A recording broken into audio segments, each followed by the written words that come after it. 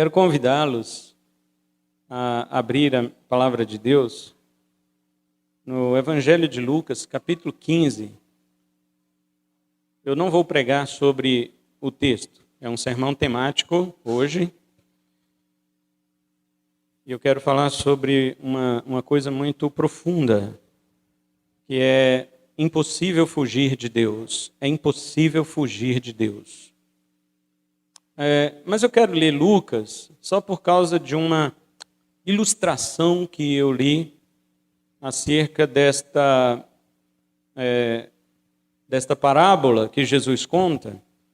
E depois, na introdução da mensagem, eu vou falar sobre o cristão, o autor, o filósofo, o teólogo, o pastor, que falou sobre ela. E isto me trouxe uma mensagem muito profunda para nossos ouvidos hoje. E algo que nós deveríamos saber para podermos pregar o evangelho para as pessoas. Eu só quero ler o verso 13, porque os irmãos já conhecem toda a parábola. Diz assim: passados não muitos dias, Lucas 15, 13. Passados não muitos dias, o filho mais moço, ajuntando tudo que era seu, partiu para uma terra distante e lá desperdiçou todos os seus bens, vivendo de forma desenfreada. Amém? Os irmãos podem sentar, nós já oramos para a mensagem da palavra de Deus. Eu quero então falar sobre isso. Guarda no seu coração o título deste sermão de hoje: Impossível fugir de Deus. O homem que eu citei há pouco, o pastor, professor, teólogo, filósofo, apologeta, enfim, um dos maiores nomes da apologética cristã, seu nome é Cornelius Van Til. Ele morreu em 85, nasceu em 1895 e morreu em 87, quase 92 anos. 15 dias antes de completar 92 anos de idade. Ele era holandês, filósofo reformado, conhecido por sua apologética cristã, que é a defesa da fé, né? Apologética é quando você tem argumentos para defender a fé. E ele partia do princípio apologético pressuposicionalista. Poderia explicar isso com muito mais outro tempo, né, para os irmãos, não temos tempo para explicar o que é uma apologética pressuposicionalista. Mas ela, como o nome já fala, parte de um pressuposto de que a Bíblia é a autoridade final de tudo aquilo que nós cremos. E quando você coloca a Bíblia, quando você coloca ela como sendo palavra do Deus Criador, Todo-Poderoso, que revela aquilo que Ele quer revelar e o que Ele não quer, Ele esconde, então a Bíblia se torna a base última pela qual você consegue defender toda linha de raciocínio. Ou seja, a ideia de Van Til era que ninguém pode defender uma ideia se ele não tiver como o seu pressuposto básico a Bíblia. Porque a pessoa diz assim: não, eu posso defender fora da Bíblia todas as outras ideias, baseado, por exemplo, na minha experiência sensorial. Então, naquilo que eu vejo, eu consigo me basear naquilo que eu vejo para eu poder defender e provar. Mas aquilo que você vê, ele também tem que ter uma origem. E para você explicar a origem daquilo, e outra, como você também explica o seu sensorial, o seu senso de visão, né? Um dos sentidos que nós temos, né? Como que você explica isso em relação ao que você está vendo, se aquilo de fato é como você está vendo, se ele não tem outro ponto de vista? Não pode ser algo subjetivo, porque o que é subjetivo não pode ser provado. Enfim, isso aí seria um outro tempo para eu explicar para os irmãos, mas ele era dessa linha de defesa. Ele se mudou com a sua família para os Estados Unidos quando tinha 10 anos, estudou na faculdade de Princeton, orientado pelo neto do famoso teólogo Charles Hodge. Charles Hodge escreveu a teologia sistemática, uma das mais famosas que existe até hoje. E ele trazia algumas ilustrações, Van Til trazia algumas ilustrações para o pensamento de defesa da fé. E um deles é sobre o filho pródigo. Ele tinha várias ilustrações, mas eu gostei muito dessa ilustração, sobre o filho pródigo porque ele usa o filho pródigo como para ilustrar a inabilidade ou a falta de habilidade do violador do pacto, ou seja, do pecador, de abafar a voz do Deus vivo. O que isto significa? Ele quer dizer que na parábola do filho pródigo, na parábola do filho perdido, era impossível que este filho abafasse a voz do seu pai dentro da sua consciência, mesmo longe de casa. Ele estando longe de casa, Van Til escreveu assim: ele não poderia apagar imediatamente da sua memória o olhar e a voz do seu pai.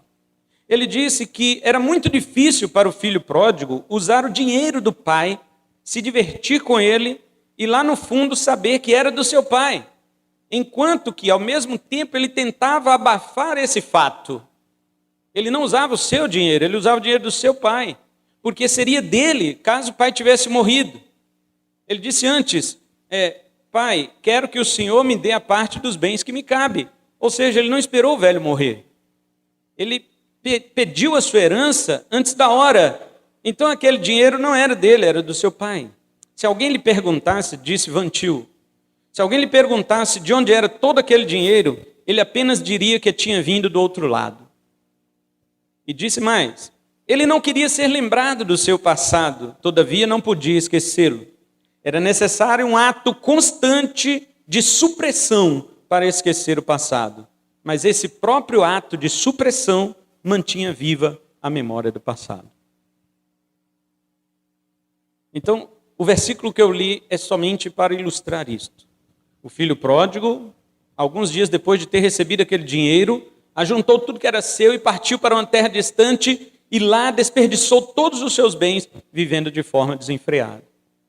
Lógico que os irmãos já conhecem a parábola, ela vai chegar a um ponto em que ele não tem amigos, ele não tem mais amigos e não tem mais dinheiro. Ele pede um emprego para ver se consegue alguma renda, daqueles mais abomináveis para um judeu, que era cuidar de porcos. Os irmãos já sabem desta parábola. E como prova de que realmente a memória do seu pai não saiu de sua consciência, ali cuidando dos porcos, e o seu patrão não deixava ele comer a comida dos porcos. Falou, não, espera receber seu salário para você comprar seu lanche. Na realidade, você não pode comer o que os porcos comem.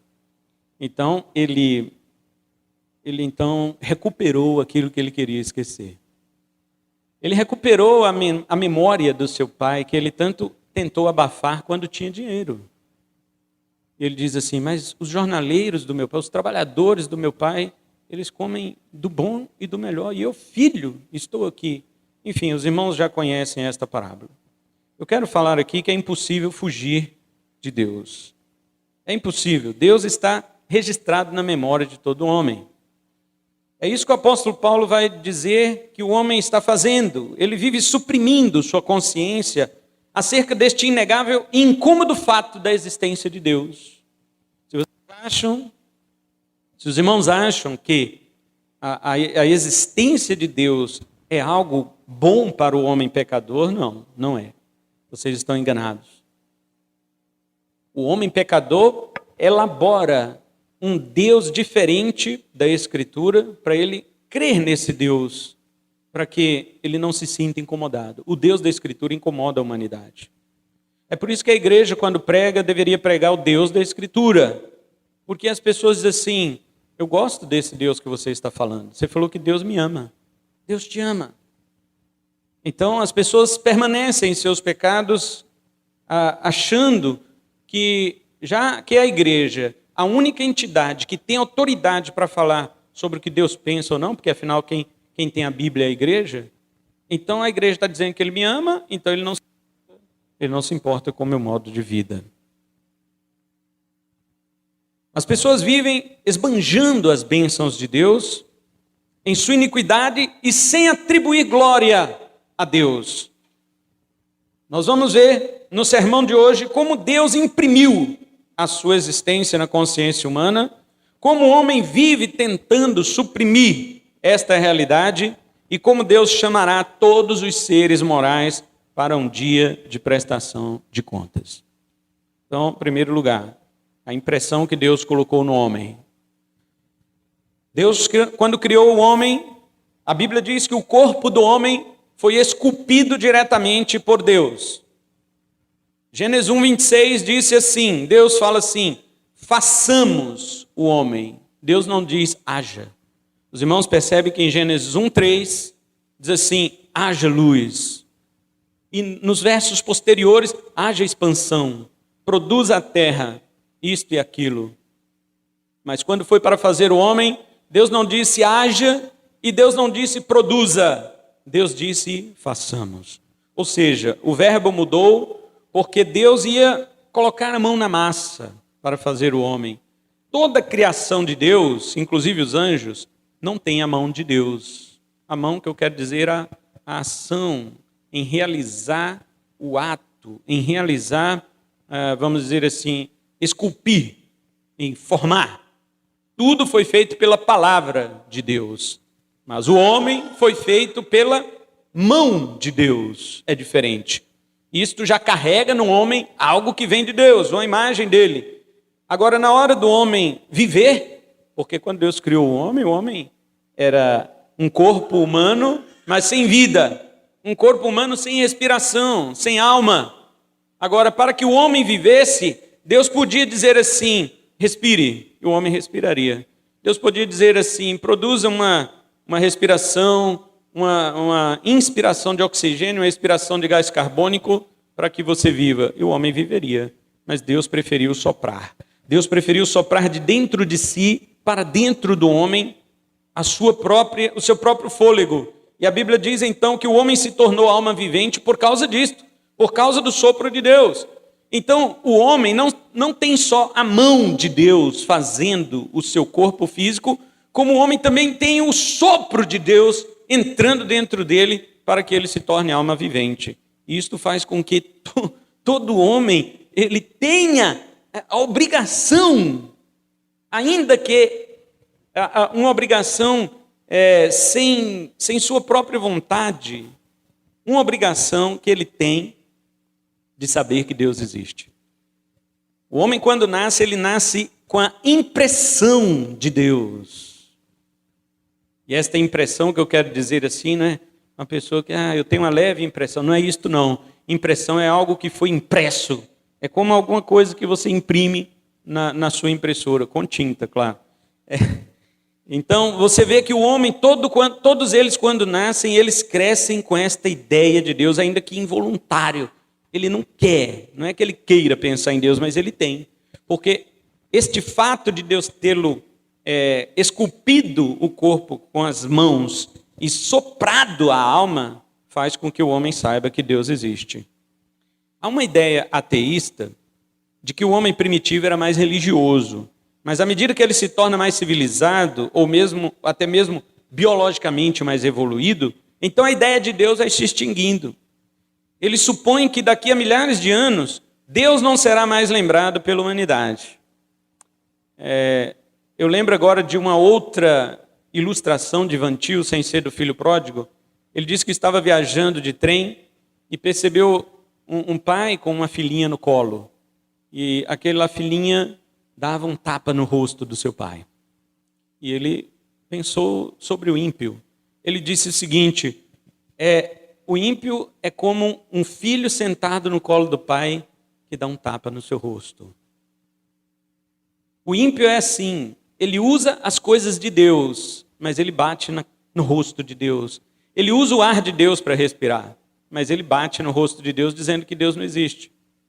O ateu é assim, ele come a carne, o feijão, as plantas que Deus deixou para que ele sobrevivesse. Ele come tudo aquilo e ainda é humilhado na sua digestão, porque Deus colocou o homem como um ser digestivo para que ele lembre de sua humilhação. O homem vai ao banheiro para dejetar e ali ele é humilhado por reconhecer que ele depende daquilo que ele come para jogar fora, para ter que comer de novo, e esse ciclo é constante, come, joga fora, come, joga fora, come, joga fora, para poder sobreviver fisicamente, biologicamente, comendo daquilo que Deus deu para ele. E ainda em sua humilhação, dentro do banheiro, efetuando suas necessidades fisiológicas, ele bate no rosto de Deus, dizendo que Deus não existe. Ainda que humilhado. Quando adoece, ele nada pode fazer por aquela doença, ainda bate no rosto de Deus. Outros dizem, eu bato hoje no rosto de Deus porque minha mãe esteve doente e Deus não fez nada e minha mãe morreu. Ou seja, os ateus têm um monte de ideia sobre como sentar no colo de Deus e desferir um golpe em sua face. Eu tenho um primo que é ateu e ele disse isso para mim. Ele falou, olha, os homens mais primitivos eram religiosos. Hoje você vê que o ateísmo está crescendo. Significa que daqui a milhares de anos, quanto mais o ser humano pensa, estuda e raciocina, menos ele precisa de Deus. Daqui a uns dias Deus não mais será lembrado. Eu disse para ele, de fato, as pessoas podem mesmo se esquecer de Deus. Agora eu quero lembrar uma coisa para você. Primeira coisa, essa suposição sua se autodestrói. O homem primitivo, em termos cronológicos, está mais perto da ideia de Deus, que é o Criador, do que o homem moderno.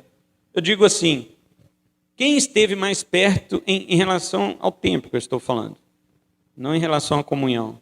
Em relação ao tempo, quem esteve mais perto de Deus? O homem de hoje ou o homem antigo? O homem antigo. Ele esteve muito mais perto de Deus porque ele estava mais perto do tempo da criação. Então, se o homem antigo, conforme você mesmo que é ateu, está testificando que o homem mais antigo ele era mais religioso, então você tem razão. Você está provando a existência de Deus. Você está dizendo que os homens mais antigos estavam mais perto da ideia de religião, da ideia de adoração, e se eles estavam mais perto, ou se eles praticavam isto com mais frequência do que hoje, é porque de fato Deus existe. Eles apenas, cronologicamente, eles estavam mais perto de Deus do que o homem moderno. Então o que você está falando é uma teoria que se destrói. E os conceitos básicos de um ser ignorante e semi-animal sugerem que a religião era parte de sociedades antigas. Mas se o ateu diz que isso é algo apenas de uma mente brutal, isso não quer dizer que eles eram ignorantes, porque ignorância não gera adoração. Ignorância não gera religião. Afinal de contas, o ser humano, quanto mais desenvolvido intelectualmente, ele continua adorando muitas coisas. Observe isso, é ou não é? O homem de hoje ele é mais evoluído, é mais cientificamente, ou vamos dizer tecnologicamente, mais evoluído do que os homens antigos. Entretanto, eles adoram as coisas. Os homens de hoje ainda adoram. Eles adoram o dinheiro, eles adoram a si mesmos, eles adoram a ciência, eles adoram a filosofia, eles adoram seus diplomas, eles adoram o seu emprego, eles adoram o seu professor de sociologia. Enfim, o ser humano sempre vai adorar. Porque Deus criou ele assim. É claro que essas pessoas não vão adorar Deus, mas continuam adorando alguma coisa. Então, se sociedades antigas e primevas adoravam alguma divindade, isto mostra que a verdadeira divindade devia estar por perto, tendo sido recentemente abandonada. A prova disto é a prática de cultos semelhantes entre as nações antigas, bem como seus relatos semelhantes sobre fatos e ensinos passados. Por exemplo, não é só Israel que oferecia sacrifício de animais. Sabiam disso? Outras nações também ofereciam. E olha que eles não tinham a lei de Moisés. Como é que eles sabiam que tinham que oferecer sacrifício de animais? Vou dar um outro exemplo, bíblico agora. Abrão se encontrou com Melquisedeque. Melquisedeque era um homem pagão. Ele não era um homem cristão. Ele não era um judeu. Nem existia Judá. Abrão não tinha nem filho, quanto mais neto. Menos ainda bisneto. Judá era bisneto de Abrão. E como que Melquisedeque adorava o El Elyon, que no hebraico é o Deus Altíssimo? Em Gênesis 14, 19, ele diz assim para Abrão: bendito seja Abrão do Deus Altíssimo. Quem falou do Deus Altíssimo para Melquisedeque se ele era cananeu? Cananeu não adorava, não era ídolos? Cananeu não adorava outros deuses? Por que Melquisedeque adorava El Elyon, o Deus Altíssimo? E no verso 22, Abrão identificou Deus Altíssimo como o Senhor Yahvé. Ele diz assim: por Yahvé, o mesmo Deus Altíssimo que Melquisedeque falou, eu não aceito os presentes do rei de Sodoma. Enfim, os irmãos conhece a história. Eu só estou querendo dizer que mesmo os pagãos conhecem a Deus, porque Deus está registrado na consciência de cada um. Tem gente que acha que Melquisedeque era crente. Acho que até hoje aqui alguém ainda acha isso, agora não vai achar mais, né? Daqui para frente você vai saber que Melquisedeque não era crente nem judeu. Melquisedeque nem Abrão não tinha a lei de Moisés, né? Moisés ia vir 500 anos depois de Abrão. Moisés era descendente do bisneto de Abrão. Enfim. Como que ele sabia, então, que o Deus verdadeiro era o Deus de Abrão? Quem falou para ele? Os irmãos estão vendo? Estão vendo que ateu, você às vezes tem medo de debater com ateu, você fala, nossa, o ateu é inteligente, a Bíblia diz que ele é tolo. Eu fico com a Bíblia. Salmo 14 diz o tolo no seu coração, não há Deus. O ateu é tolo, ele não é inteligente. Ele é inteligente nas coisas que ele estudou, ele é inteligente. Outra coisa que Van Til também fala, né? Além dessa ilustração do filho pródigo, da menina sentada no colo do pai, ele tem uma outra ilustração que diz sobre capital emprestado. Ele diz que o ímpio usa muito capital emprestado de Deus. Então, por exemplo, quando o grande cientista Albert Einstein, que era ateu também, as pessoas ficam postando coisas em WhatsApp, em Facebook, que Albert Einstein falou assim, professor, o mal não existe, o que existe é a ausência do bem. Isso é as besteiras que o povo posta. Albert Einstein nunca falou isto. Albert Einstein cria em Deus. Mentira, ele não cria em Deus. Uma das suas últimas cartas foi encontrada dizendo que Deus era a ideia de pessoas fracas que não têm uma consciência elevada, baseada na ciência. Einstein era ateu. Agora, Van Til diz numa de suas ilustrações, é quando a pessoa faz negócio com capital emprestado. E realmente, Einstein e todos os outros cientistas que são ateus, eles usam capital emprestado para estudar. Eles usam aquilo que Deus já estabeleceu como leis do universo para eles observarem e chegarem a certas conclusões. Ou você acha que o ser humano criou fórmulas, a fórmula da massa, a fórmula delta, a fórmula do tempo? Você acha que o homem inventou isso ou apenas descobriu? Por que o homem descobriu que tempo vezes velocidade é igual a distância, por exemplo? Por que o homem descobriu isto? Porque existe uma lei antes disto. Existe uma lei que governa o universo, especificamente falando o nosso planeta. Existem leis físicas que governam o nosso planeta, que por causa disto, ela dá possibilidade ao homem de estudar todos os seus movimentos e tudo aquilo que ali acontece para elaborar as suas fórmulas. Não é porque o homem inteligente inventou aquela fórmula, ele apenas observou algo que já existe no planeta e então ele desenvolveu, pela inteligência que Deus lhe deu, a fórmula que descobre, então, por exemplo, isto que eu acabei de citar. A velocidade, a massa de um corpo, a gravidade, o peso, o volume, a velocidade de uma queda, 9,8 metros por segundo ao quadrado, a velocidade da luz, 300 mil quilômetros por segundo. Estas são observações de leis que já existem. Se as leis já existem, alguém as colocou ali. Nada pode existir por acaso. O acaso não tem ordem. O acaso é um caos. Deus, ser inteligente, que estabeleceu a ordem de todas as coisas. Então, quando você bate palmas para Einstein, quando você bate palmas para um físico, um biólogo, Richard Dawkins, Stephen Hawking, quando você bate palma para eles, você acha que estes homens é que inventaram estas coisas? Não, eles usaram a inteligência que Deus lhes deu para descobrir cálculos das leis que Deus já estabeleceu e depois batem no rosto de Deus dizendo que ele não existe. Então, você bate palma para uma pessoa que está sendo desonesto. Diz que quando aquele homem, não me lembro o nome agora, que inventou o telégrafo, quando ele inventou o telégrafo, que conseguia mandar mensagens para longe, ele escreveu a primeira mensagem bem assim. Ele escreveu assim, olha o que Deus fez. Ele não escreveu, olha o que eu fiz. Este reconheceu que pegou emprestado de Deus. Então, veja, Deus deixou sua impressão no homem. Deixe-me rapidamente passar para o segundo ponto desta mensagem. A supressão da verdade pela injustiça. Caminha comigo em Romanos 1, abra sua Bíblia. Romanos capítulo 1, verso 18. Romanos 1, 18 diz assim: a ira de Deus se revela do céu contra toda impiedade e injustiça dos seres humanos que, por meio da sua injustiça, suprimem a verdade.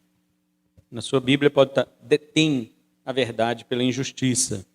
Mas aqui está suprimem. Deter é impedir, é suprimir, abafar. Eles tentam abafar a verdade por causa de sua injustiça. Veja, queridos, o fato de Deus ter selado a humanidade com uma noção de sua existência não significa que o homem vá reconhecê-lo. Davi disse no Salmo 14, já citei, verso 1, diz o insensato no seu coração, não há Deus, são corruptos e praticam abominação, já não há quem faça o bem. Você está vendo aqui que a negação da existência do Criador é tolice da criatura? Você está vendo aqui que negar a existência de Deus não é inteligência, é tolice? Você crê que a Bíblia é a palavra de Deus? Amém? Você crê que a Bíblia é infalível? Crê que os escritores da Bíblia foram inspirados pelo Espírito? Então, quem tem razão é a Bíblia. Quem diz que Deus não existe é tolo, não é inteligente. Eu fico com a Bíblia. O ser humano tem que suprimir, diz Paulo aqui, essa realidade da existência de Deus por alguns motivos. E Davi diz lá no Salmo 14 que um dos principais motivos é a sua corrupção, é a sua prática de abominação. E obviamente ele não deseja reconhecer um ser superior moral que lhe incomode sendo contra as suas ações pecaminosas. Preste atenção nisso. Por que você acha que as pessoas dizem que Deus não existe? Porque elas querem continuar em suas corrupções e não ter a consciência de um ser moral perfeito que lhes incomode.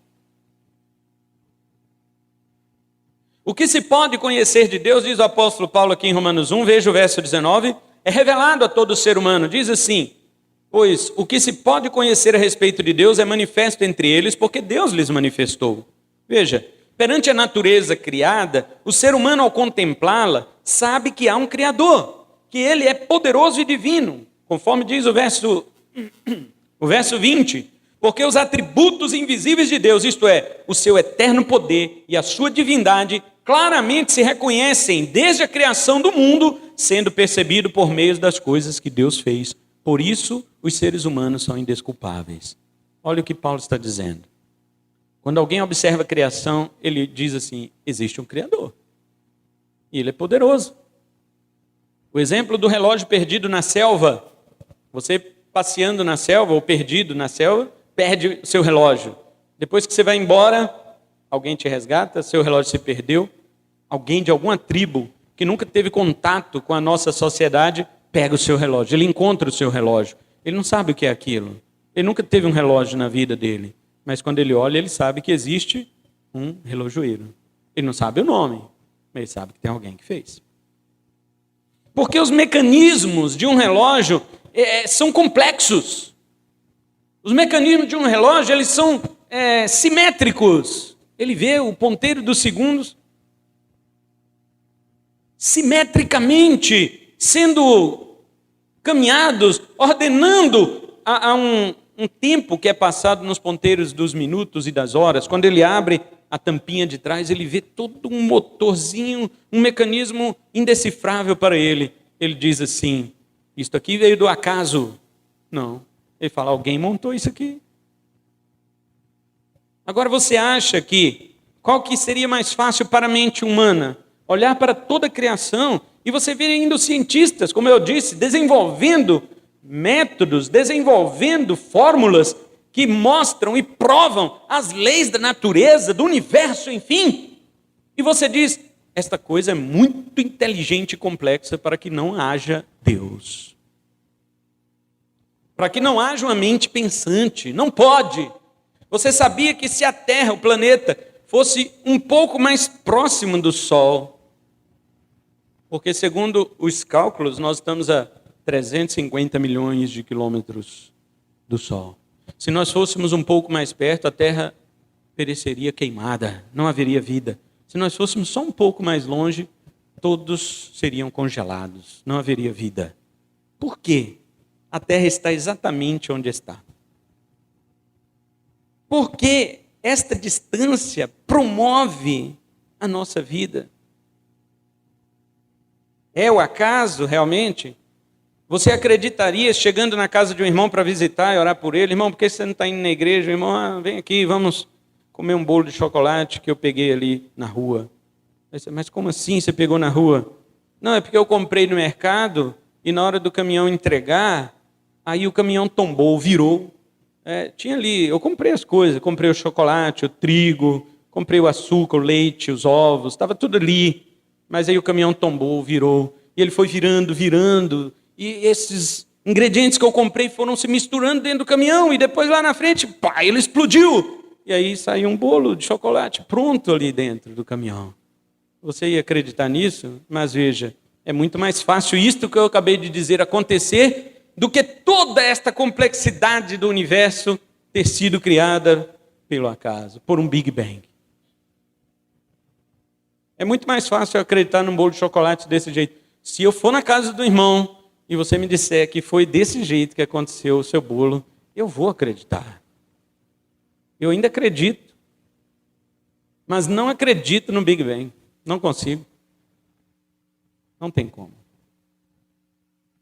Portanto, Paulo está dizendo que tudo que Deus criou revela para o homem que Deus existe. Mas você percebeu que no verso 20, Paulo não cita nenhum atributo moral de Deus? Paulo não diz que Deus na natureza revela, por exemplo, seu amor. O que Deus revela no verso 20? Seu divino poder. Sua divindade e seu poder. O poder de Deus é revelado. Isso é atributo pessoal, mas não é atributo moral. O atributo moral é amor, justiça, a ira de Deus, a misericórdia. Essas coisas você não vê na natureza. Você não pode observar na natureza estas coisas. Por exemplo, eu olho para a natureza e digo, Deus me ama. Não, a natureza não diz isso para você. O que diz que Deus te ama é o Evangelho. Quando você se arrepende dos pecados, quando você se arrepende de seus pecados e crê em Cristo, o Evangelho diz que Deus te ama. Só o Evangelho, a revelação do Evangelho pode dizer sobre os atributos morais de Deus. Os atributos pessoais, a criação fala. Quando você olha para a criação, você fala, quem criou isso aqui é poderoso, quem criou isso aqui é inteligente. Mas sobre a moral de Deus ele não fala, porém o Evangelho fala. Outra coisa, você diz assim, mas nem todo mundo ouviu o Evangelho. Será então que as pessoas não sabem sobre os atributos morais de Deus? Sim, elas sabem. Vá comigo em Romanos capítulo 2 agora. Versículo 14 e 15. Romanos 2, 14 e 15. O apóstolo Paulo, ele diz assim, quando, pois, os gentios aqui que ele está falando, são os pagãos que não têm a lei de Moisés. Quando, pois, os gentios que não têm a lei fazem por natureza o que a lei ordena, eles se tornam leis para si mesmos, embora não tenham a lei. Eles mostram a obra da lei gravada no seu coração, o que é confirmado pela consciência deles e pelos seus pensamentos conflitantes, que às vezes os acusam e às vezes os defendem. Veja, mesmo que uma pessoa nunca tenha ouvido dizer, ela nunca ouviu dizer que matar é errado, nunca. Mas quando ela vê alguém tirando a vida do outro, ela sabe que é errado. Por quê? Pode ir para as civilizações mais primitivas que existem no mundo, eles têm códigos de ética, sem nunca ter ouvido falar da lei.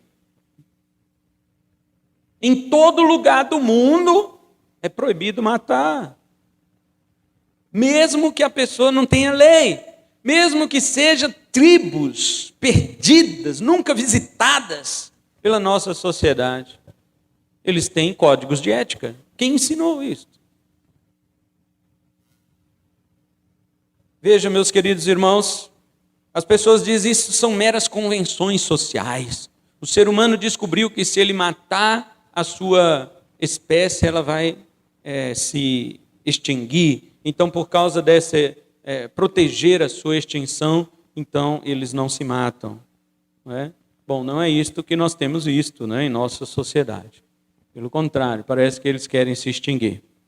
Diga o Black Friday, que teve anteontem, muitas cidades do nosso Brasil, foi de um modo vergonhoso, né, como eles se manifestaram ali diante daquelas promoções. Imagina se fosse doações. Então, o que o homem tem feito contra Deus é negar sua glória, negar a glória de Deus e negar glória para Deus. Tornam-se nulos, verso 21, inválidos em seus raciocínios e o seu coração se aprofunda nas trevas. Vocês conhecem Sócrates, ou, obviamente, estou falando do personagem, o filósofo, que as pessoas diziam para ele: você é o mais sábio dos homens. Ele não acreditava. Então ele procurou o oráculo, e o oráculo disse: sim, você é o mais sábio dos homens. Então ele saiu dali e começou a conversar com outros homens, para ver se tinha alguém com mais sabedoria do que ele.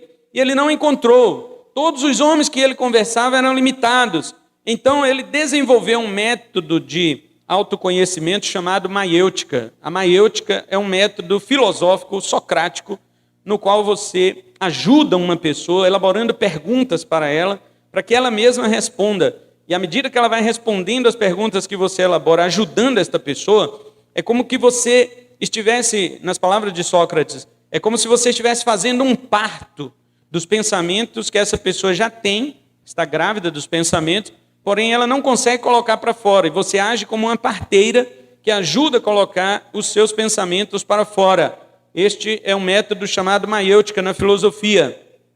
O resultado, então, que Sócrates chega é que não se sabe o que é suficiente para se tornar um homem completo. Mas a cada fase que é confrontada em você, você já não é mais tão ignorante quanto antes. Sócrates nunca podia saber onde chegar. Nunca. Porque para ele o conhecimento ia te levar a um lugar maior, mas sem fim. Que fim era esse? Paulo diz, Colossenses 2, verso 3, em Cristo estão ocultos todos os tesouros da sabedoria e do conhecimento. Você só consegue provar que 2 mais 2 é 4, não por causa da matemática, mas por causa de Jesus. Mas como assim? Jesus ensinou matemática? Não. A matemática é a lógica, não é isso? Matemática é lógica. 2 mais 2 não pode ser outra coisa senão 4. E você sabe qual é o nome que Jesus Cristo é chamado em João 1, verso 1? Logos. No princípio era o Logos. Na nossa Bíblia está o verbo, né? No princípio era o Logos, no grego. O Logos estava com Deus e o Logos era Deus. Logos é de onde vem a palavra lógica. Jesus é a lógica de Deus. Na verdade, a palavra Logos não significa só verbo. Ela significa razão, pensamento, ela significa intuição, entendimento, ela significa discurso, ela significa palavra, ela significa o verbo, que é a palavra em ação, ou seja, Logos significa muita coisa. E todas estas coisas relacionadas a quê? Relacionadas à inteligência. Cristo é a inteligência de Deus. Por isso que existe a matemática. Se Cristo não fosse lógico, então 2 mais 2 podia ser 4 somente quando fizesse frio. Mas no verão podia ser outra coisa. E na casa de vocês podia ser outro resultado, 10. Na minha, 8. E daí? Mas por que isso não pode existir? Porque a matemática é lógica. E Cristo é a lógica de Deus. As pessoas só podem estudar, principalmente, fatos acerca do nosso planeta, física e química, matemática, estas ciências exatas, eles só podem estudar isto porque Cristo é a lógica de Deus.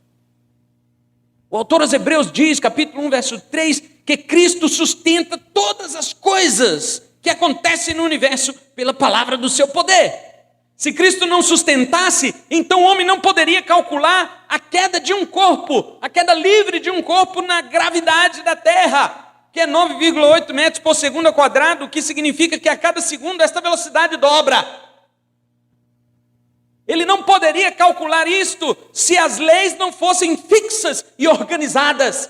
Mas elas são fixas e organizadas, porque o Logos de Deus, a inteligência de Deus, que é Jesus, mantém todas as coisas como elas têm que ser.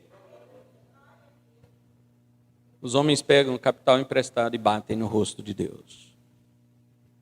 Platão, aluno mais ilustre de Sócrates, propôs o mito da caverna, onde diz que havia prisioneiros numa caverna que nasceram ali e foram mantidos por toda a sua vida ali dentro, acorrentados uns aos outros, apenas um fogo atrás dele que lhes projetava uma sombra. Pessoas que vinham de fora avisavam aos presos que havia algo mais lá fora. Eles não acreditavam.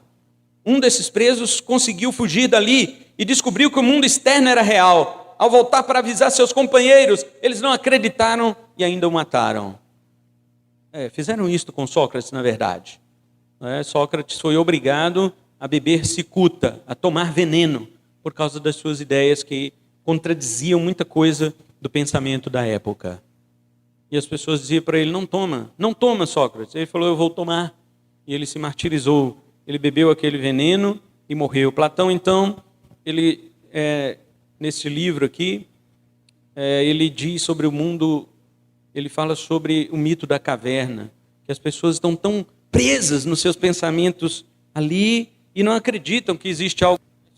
Fizeram isto com Sócrates. Ele também propôs a teoria do mundo das ideias, dizendo que a realidade das coisas vai além daquilo que tocamos ou percebemos com os nossos sentidos. Por exemplo, uma maçã, ela é vermelha aos seus olhos. Você não escuta o vermelho, mas você vê. E quando você morde a maçã, ela é agridoce, ela é saborosa. Então Platão ele dizia assim, esta maçã que você está comendo é somente a sombra de uma realidade que existe no mundo das ideias. A verdadeira maçã está no mundo das ideias. Você só pode saber que ela é vermelha e que ela chama a atenção dos seus olhos e que ela é gostosa, doce, agridoce quando você a morde, porque isso já existe no mundo anterior que torna tudo isso então possível você descobrir aqui. Mas onde que Platão pôde chegar com isto? Ele não chegou em Deus, que é a origem de todas as coisas. Nós até podemos concordar com o mundo das ideias, podemos, mas Sócrates ele não chega, Platão não chega onde deveria chegar. Platão ele chegou apenas na pré-existência da alma, que o conhecimento nada mais é do que a contemplação perfeita e imutável das coisas pela alma imortal antes da reencarnação. Foi aí que ele chegou. Agora, se nós observarmos, tomando emprestado aqui de Platão, que na verdade ele está tomando também emprestado da Bíblia, então quem está tomando capital emprestado é ele, eu só estou pegando de volta. Então, fazendo o pensamento de Platão aqui dentro da palavra de Deus, eu faço uma pergunta para nós. Por que nós olhamos para as coisas e sabemos que elas são imperfeitas? Por quê? Sendo que nós também somos imperfeitos. Por que você olha para o seu esposo e vê que ele é imperfeito? Fala, não, tinha que ser um príncipe. Não esse sapo velho gordo que está na minha reta, na minha frente. Ou essa caveira que está aqui. A gente fica... Desculpa os irmãos gordos e magros. Você fica pensando assim, minha mulher não é perfeita. Não é? Eu queria... Assim, todos nós temos noção do que é perfeito. Por quê? Mesmo sendo imperfeitos, nós temos isto.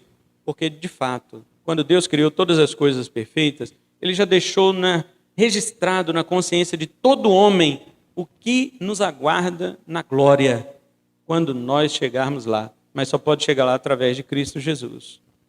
Então você tem ideia do que é perfeito, porque o perfeito existe. Você jamais poderia elaborar algo que não existe em sua cabeça. Você não pode elaborar. Ainda que você elabore, ela não se sustenta. Mas quando você diz assim, eu não consigo me satisfazer, eu posso aceitar o que é imperfeito, mas eu não me satisfaço. Por quê? Porque o perfeito existe. Ele existe. Não é uma ideia de almas pré-existentes, mas é algo que Deus preparou para os seus. Paulo diz isto em 1 Coríntios 2,9. Ele diz que aquilo que o coração não sentiu, não subiu ao coração do homem. Aquilo que o olho não viu, o ouvido não ouviu. São coisas que Deus tem preparado para aqueles que o amam. São coisas perfeitas. O apóstolo Pedro diz, 2 Pedro 3,13, que nós aguardamos novos céus e nova terra, onde habita a justiça. Porque nós sabemos que o mundo que vivemos é injusto. Por quê? Porque nós temos consciência plena do que é a justiça. Porque ela existe.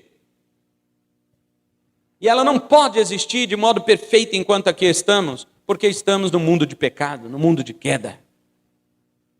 Eis aí o que dizem as filosofias dos homens. Seu questionamento jamais conclui Deus. Não porque não saiba que Deus existe, mas porque existe uma luta para suprimir a verdade por causa de sua injustiça. No afã de suprimir esta consciência, o homem tenta tratar a religião a seu próprio modo. Ele sabe que deve adorar, ainda que inconsciente de que foi criado para isso, mas desvia essa adoração para aquilo que não é Deus. Eles trocam a glória que seria dada a Deus e a destinam para aquilo que é corruptível. Veja o verso 23, está em Romanos 1? Olha o verso 23. E trocaram a glória do Deus incorruptível por imagens semelhantes ao ser humano corruptível, às aves, aos quadrúpedes e aos répteis. Veja, o homem no pecado, ele nega Deus, mas quando vê que não pode fugir de Deus, ele chama os seus pecados de religião, para tentar amenizar a impressão que Deus deixou nele de um ser religioso. O cara fala assim, Deus me chamou, eu sou um ser religioso, mas eu não quero reconhecer Deus. Então o que ele faz? Ele chama seus pecados de deuses. Aí é que surge a idolatria, é aí que surge o ateísmo, é aí que surgem outras religiões falsas. Todas as religiões são falsas, todas, menos o cristianismo. O cristianismo é a única religião verdadeira do mundo. Não tem, você sabe quantas religiões existem? Mais de 3.000 religiões. Milhões de deuses existem. Todos são falsos. Mas você está sendo muito, como é que fala hoje em dia? Intolerante. Porque você está dizendo que é só a sua, que é certa. Não é só a minha, eu não sou o dono do cristianismo. O dono do cristianismo é Cristo. É Deus que se fez carne. É o homem que revelou Deus. É por isso que a religião cristã é a única correta. Porque todas as religiões fazem um movimento no caminho. O que o homem pode fazer para encontrar Deus? O Evangelho é a única que diz o que Deus fez para encontrar o homem. Todas as religiões é o homem fazendo o bem para tentar impressionar Deus. Vê se pode. O Evangelho diz não. Deus, ao ver que o homem não pode fazer o bem, ele veio. Ele veio, fez o bem em nosso lugar e ao invés de receber vida como recompensa, recebeu a morte. Mas por que morte? Para morrer também em nosso lugar, para que nós tivéssemos vida. Existe outra religião? Tudo falso. Respeito os religiosos, mas não posso respeitar nenhuma religião. Nenhuma. Porque o cristianismo não é ideia humana. O evangelho é a ideia de Deus. Qual religião que o Deus deles veio e fez tudo isso que Jesus fez por nós? Qual? Qual religião no mundo que o seu autor, seu inventor, seu Deus, seja lá o que for, morreu e ressuscitou ao terceiro dia? Qual? Nenhuma. Então, me desculpe os religiosos, mas somente o cristianismo é a única religião verdadeira. Então, o ser humano inventa. As filosofias criadas, religiões criadas, são apenas uma forma de se expor vergonhosamente o seu raciocínio, como também fica no banheiro, colocando para fora aquilo que ele já se alimentou. Quero finalizar com um acerto de contas. A consciência pecadora do homem distorceu completamente a noção de Deus com seus atributos morais. Quando se fala Deus é amor, você sabe o que o homem pensa? Se Deus é amor, então pode casar homem com homem, mulher com mulher, homem com animal. Pode casar tudo, pai com filha, mãe com filho. Pode casar tudo. Deus é amor. Aí colocaram uma frase escrita assim: toda forma de amor é válida. O homem corrompeu tanto a noção de Deus com seus atributos morais, né, que a sua consciência ficou maluca. Ainda que ela preserve alguns sinais da existência de Deus, como nós acabamos de falar, ela torceu Deus ao seu bel prazer. Somente o Evangelho de Cristo é a única proclamação. A palavra de Deus é a única regulagem que coloca o homem novamente na devida posição que ele devia estar diante de Deus. A criação faz notória a existência e o poder de Deus, mas não revela amor, justiça, os atributos morais. Só o Evangelho pode. Observe que o Evangelho é o meio pelo qual Deus julgará os segredos dos homens. Verso 16 do capítulo 2. Leia aí.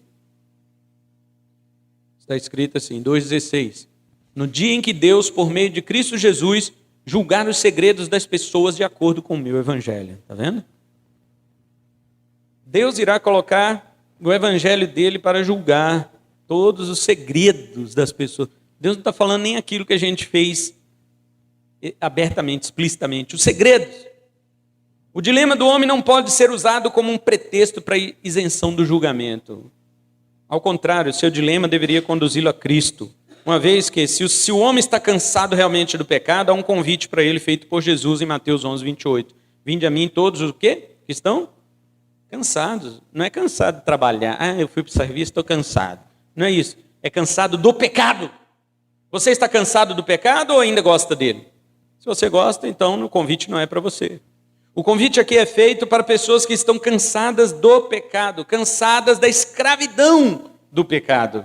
Mas há pessoas que gostam. Fazer o quê? Se gosta do pecado, não é para você o convite. Mas o homem vive em dilema, não é verdade? O ser humano vive em dilemas.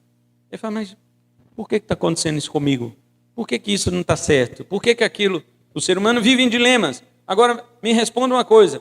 Ele vive em dilema, mas seus dilemas levam ele a Cristo? Não. Ele fica procurando outras coisas. Toda tentativa de resolver o dilema que é real no coração dele, sempre leva ele para mais longe de Deus. É tido pela filosofia e pela ciência que você deve responder seus anseios sem incluir a ideia de Deus, porque se você fizer isso, você é um fraco, um derrotado, que precisa da ideia do transcendente para fugir da realidade do seu dilema. Olha só, esta é mais uma prova de que o homem adora alguma coisa. Porque se ele diz assim, eu não preciso de Deus, então ele confia em quem? Em si mesmo. E a Bíblia diz isto, Jeremias 17, 5, maldito o homem que confia em sua humanidade. A Bíblia já fala sobre todos os anseios dos homens. Aliás, a Bíblia fala até da fuga que o homem realiza porque não sabe resolver seus anseios. Ele confia em si mesmo. Veja, nunca deu certo o homem confiar nele mesmo. Mas ele acha que um dia vai descobrir o caminho da vida sem Deus. Ou seja, além de estúpido, é teimoso. É assim o ser humano. As pessoas ficam irritadas quando são avisadas que têm que prestar contas um dia a Deus. Elas ficam irritadas. Mas nós somos seres prestadores de conta. Prestamos conta aos nossos patrões, aos nossos cônjuges, aos nossos pastores, pelo menos deveria, né? Aos nossos professores. Enfim, toda autoridade exige prestação de contas, assim como também os deveres sociais. Há deveres sociais que, se você não prestar conta, daqui a pouco a Polícia Federal está na sua empresa, está na sua casa. Agora imagina Deus, o Criador, o Senhor Supremo de todas as coisas. Alguém diria, mas eu não acredito em Deus. No entanto, você vai ter que explicar essa frase diante dele um dia. O fato de você não acreditar no seu patrão não lhe esquiva de ter que ir trabalhar. E se você insistir e não for, as consequências virão. Outros dizem, eu não pedi para vir à existência, né? Já viu gente dizer isso? Eu não pedi para nascer, eu não pedi para vir à existência. Isso pressupõe que você sabe que alguém te trouxe à existência. Se alguém disser assim, foi meu pai e minha mãe, mas quem trouxe seu pai e sua mãe? Meu avô e minha avó. E quem trouxe seu avô e sua avó, sua bisavó e seu bisavô, e trisa, tetra, penta, hexa, vô, até chegar em Adão. Quem trouxe? Ou você acha que veio de uma bactéria? Se você acha que veio de uma bactéria, então a bactéria não ficava perguntando quem foi que trouxe ela à existência. Como é que você chegou então a essa conclusão? Se o seu primata, se o seu ancestral não pensava nisto. Então, as pessoas ficam assim, veja, eu não pedi para vir à existência, mas o que você não sabe é que não vindo à existência não quer dizer que você tenha escapado da prestação de contas. Apenas não existiria. E o que não existe, disso não se fala. Tem gente, se eu não existisse, eu não ia prestar contas de nada. Mas não se fala do que não existe. Uma pessoa não deixa de prestar conta porque ela não existe, ela simplesmente não existe. É só isso. Ela não é uma coisa que existe no não ser, né? Como dizia Spinoza. Não é uma coisa que existe no não ser e que porque ela existe no não ser, ela não presta conta do ser. Não é isso. Simplesmente não existe. O que não existe não são pessoas que não existem ou que existem no não ser, mas simplesmente elas não existem. Se você não existisse, você não poderia pensar, por exemplo, por que eu não existo? Se você não existisse, você não podia pensar isso. Sendo assim, Deus não está tratando com aquilo que não existe. Deus não está dizendo assim, olha aqui, você que não existe, ainda bem que você não existe, porque se você existisse, eu lhe chamaria a prestar contas. Deus não está fazendo, isso é loucura. Já pensou Deus assim? Venham todos prestar contas a mim. Aí todo ser humano que já existiu, que existe, que ainda vai existir, ressuscita e vai lá prestar contas a Deus. Aí Deus fica assim, mas peraí, tem uns aqui que não existiram. Não existe isso. Então, isso é ridículo. Se eu for levar isso ao extremo, os irmãos vão ficar, mas esse pastor está louco, né? Pensando em coisas absurdas, estranhas. Deixa eu só dar um exemplo para você de uma loucura dessa. Por exemplo, talvez esse você que você pensa isso, né, que não deve existir, seja o outro que não existiria, o qual na verdade agora é você. Ou seja, você é o que não existe e o outro que não existe é você. Como você pode saber? Como você pode saber que você é você? Ou o outro que não existia, que está aqui agora? Você não pode saber disso. Isso é só um exemplo que eu estou dando de que poderíamos aprofundar essas coisas. De toda forma, quem existe é você, ainda que você pense que poderia ser alguém que não existiria.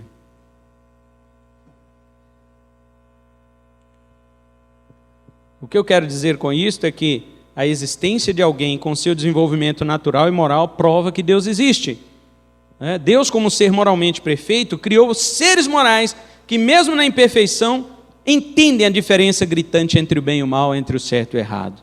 Caso não fosse assim, você poderia escolher crescer sem moralidade, um ser amoral. Sabe o que é um ser amoral? É um que não é moral e nem imoral. Ele não tem moral, ele nem tem o bem nem tem o mal, ele nem faz o certo e nem faz o errado. Agora, escolher já faz parte da sua semelhança com Deus, porque nós temos vontade e decisão. Quando Deus nos criou, Ele criou assim. E mesmo que a nossa vontade seja escrava do pecado, nós sabemos que estamos errados. Eu pergunto sempre para algumas pessoas, né, que não acreditam na predestinação. Elas acreditam no livre-arbítrio. Eu pergunto para elas assim, você consegue viver uma semana sem pecar? Não consigo. Ué, mas escolha. Você não tem livre-arbítrio? Escolha viver uma semana só. Não estou pedindo o resto da vida. É só um dia só sem pecar. Você consegue? Não consigo. Então por que você não consegue? Jesus disse em João 8,34, todo que comete pecado é escravo do pecado. Ele não é livre, ele é escravo. Se você tem livre-arbítrio, só escolha viver sem pecar, pronto. E aí não precisa Jesus ter vindo morrer, porque você, parabéns, né? O bonzão consegue viver sem pecar. Para que Jesus veio? Morrer por pecadores? Se você não só é porque você quer? Então escolha não ser e você será salvo. Para que matar Jesus? Se isso está no meu querer. É uma pergunta que eu faço para qualquer pessoa e ninguém tem coragem de responder, eu vou viver então uma semaninha sem pecar. Ninguém tem coragem, porque não consegue. Nem os pecadores, nem os crentes. Ainda que você é crente, você sabe por quê. Não é porque você vive sem pecar. Você é crente porque você é justificado por aquele que viveu sem pecar e você creu nele. É só por isso que você é crente. Não é porque você é melhor que o mundano. A Bíblia diz que a justificação vem pela fé em Cristo. Não é porque você faz coisas certas. Então, o dia que Deus chamar todos a juízo, ninguém poderá alegar o seu ateísmo. Eu não acreditava em você. Aí Deus, então explique isso aqui para mim agora. Não é? Então, perguntaram a Richard Dawkins, né, se ele morresse e encontrasse com Deus, o que ele ia perguntar para Deus? Ele disse que ia perguntar para Deus assim, que Deus é você? Você é Thor? Você é Alá? Você é Deus dos cristãos? Você é Deus nórdico? Você é o Deus... Qual Deus que é você? Ainda está ironizando, né, enquanto está vivo. Mas na hora que ele morrer, de fato, e chegar diante de Deus, ele não vai poder fazer esta pergunta. Porque quando ele chegar diante de Deus, ele vai ver e reconhecer que Deus só existe um. Não existe outro. Quando Moisés perguntou para Deus, qual é o teu nome? Para que eu possa dizer aos filhos de Israel qual é o teu nome. Por que Moisés perguntou o nome? Porque no Egito havia muitos deuses.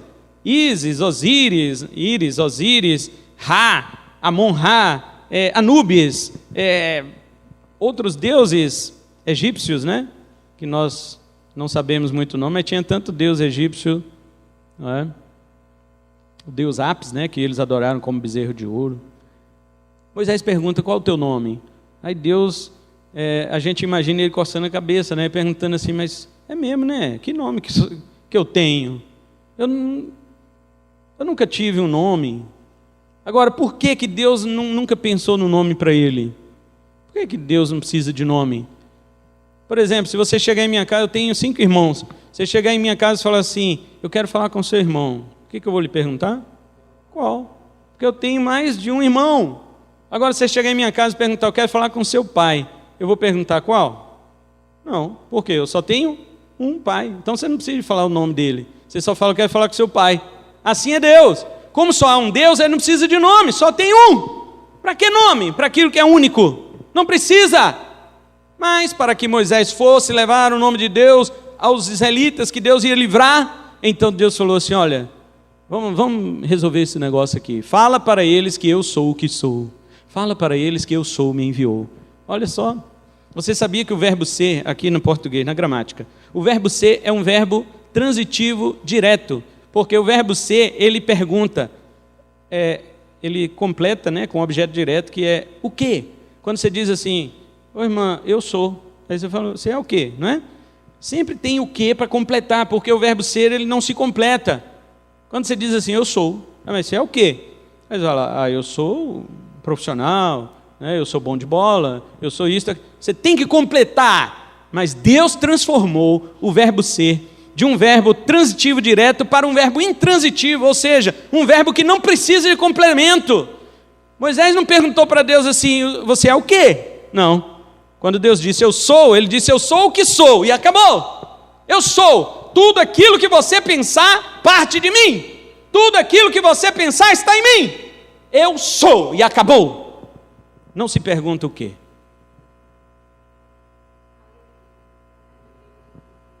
Então, quando Deus chamar, ninguém pode dizer: eu não acredito em você, ou dizer assim: me dá um habeas corpus aí, porque eu não pedi para nascer. Todos são seres morais, e a consciência sabe disso. A transferência de culpa não livrou Adão de responder no tribunal do Éden, e nem livrará nenhum homem no dia do tribunal final. Adão escondeu, culpou a mulher. Quando Deus achou ele culpou todo mundo, menos ele. Culpou Deus, né? A mulher que tu me deste. Culpou a mulher também, foi ela. Adão correu, se escondeu. E Deus não procurando Eva, não. Deus procurou Adão. Onde estás? Onde estás? E não tinha como se esconder. Portanto, os homens hoje, eles também devem saber, não podem se esconder. Então, irmãos, lembre-se que só o Evangelho é, de fato, as boas novas que tira o homem dessa situação, que traz você dessa supressão da verdade pela injustiça, para se submeter à verdade, em plena confiança do Filho de Deus. Né? O próprio Jesus, ele entregou a sua vida perfeita para Deus, porque ele próprio é a verdade, e ele jamais pecou.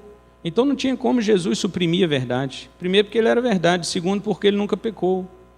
Então, só lhe resta a única provisão de Deus para que você não seja julgado. João 5:24.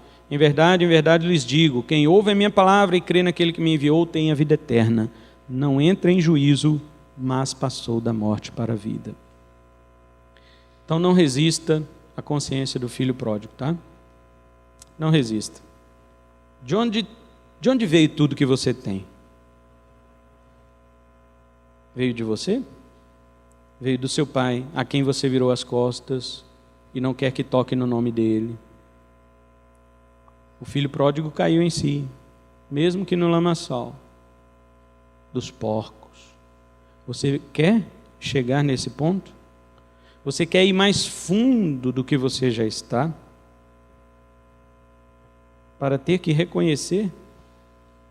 Que vantagem está lhe dando rebater sua consciência da existência de Deus, da prestação de Deus? Que vantagem que você está tendo aí? Não é? Você fala assim, não, eu estou vivendo numa Matrix, mas se eu pensar diferente... Não falaram isso no filme lá do Matrix mesmo? Não falaram isso com o Neo? Morfeu era na mitologia grega o deus dos sonhos, né? Então Neo, que é Neo no grego, ele é novo, né? Significa novo, Neo. Escreve Neo, mas é americano, fala Neo, mas é Neo, o nome grego é Neo. Então ele falava assim que você tem que despertar de todo sonho da Matrix, você tem que pensar diferente, você tem que pensar fora da caixinha, da casinha. Então, existe sempre essa ideia do ser humano achar que ele pode se libertar da Matrix. Ele acha que pode. Tudo bem, eu não duvido que o mundo esteja formando uma caixinha e colocando todo mundo dentro, com o sistema, né? Com a tecnologia, muita coisa, não duvido disso. Mas ainda que alguém diga para você assim, pense diferente e você sairá da Matrix. Você está na Matrix dele, porque ele que está mandando você pensar diferente. Então, quando você pensa diferente, você está na Matrix, você só trocou de caixinha. Você saiu da caixinha daqueles que obrigam você a pensar como ele, e agora está na caixinha de um que manda você pensar diferente. Mudou alguma coisa? Não. E outra coisa, vamos supor que você consiga ser o homem mais autônomo do mundo. Ninguém manda em mim, eu penso o que eu quiser. Ainda você está na caixinha de Deus. Dessa Matrix ninguém sai. Nada pode sair de Deus. É impossível fugir de Deus. Vamos orar.